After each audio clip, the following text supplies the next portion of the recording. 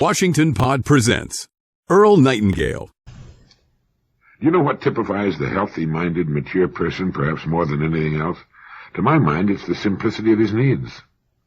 St. Francis of Assisi said, "I need little, and that little I need very little." If you'll think back to the truly great men and women of our time, and going all the way back in recorded history, you'll find that their lives were characterized by simplicity. Think of Edison, Einstein, Schweitzer, Gandhi. The list is endless, going all the way back to the great teachers of antiquity: Buddha, Socrates, Epictetus, Moses, Christ, all the truly great ones. And their lives were typified by their lack of the weight of possessions, their freedom from being owned by things, gadgets, gewgaws, junk. After his crucifixion, Christ left a robe, and a movement that was to change the world. The possessions of Gandhi, following his assassination, could be held in one hand. Now they were all people who lived in the spiritual and mental realms. They were not concerned with their own earthly existence, and we cannot be like them. The completely ascetic life is not attractive to us because we haven't grown inwardly to the point where we can become a Thoreau or a William Yeats.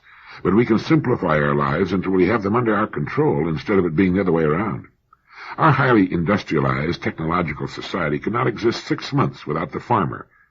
But the farmer could exist all his life and raise a fine family without modern industry or technology, although it would be admittedly much tougher on him. I'm glad we've progressed industrially and technologically to the point we've reached. It's great having the things we need in such abundance. But it's also good to decide upon what it is we need for a good and abundant life, because if you're not careful, it's possible for your possessions to own you. I was on a television show with Zsa Zsa Gabor many years ago, and noticing the enormous diamond she was wearing, asked her if she was afraid of being attacked and robbed, and she said no. A few months later, or perhaps it was a couple of years, I read in the paper that she had been attacked and beaten in an elevator of a New York hotel and her diamond stolen. It had not been insured. Now, all that problem and risk and ultimate loss because of going overboard on the size of a diamond. And a good question is, do I own the things I own for my own pleasure and convenience, or to impress those about me?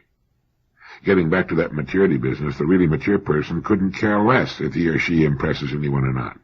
Sometimes people in show business have to go to extremes for publicity, and it's good for their careers. It's a good investment for them unless it endangers their lives and limbs.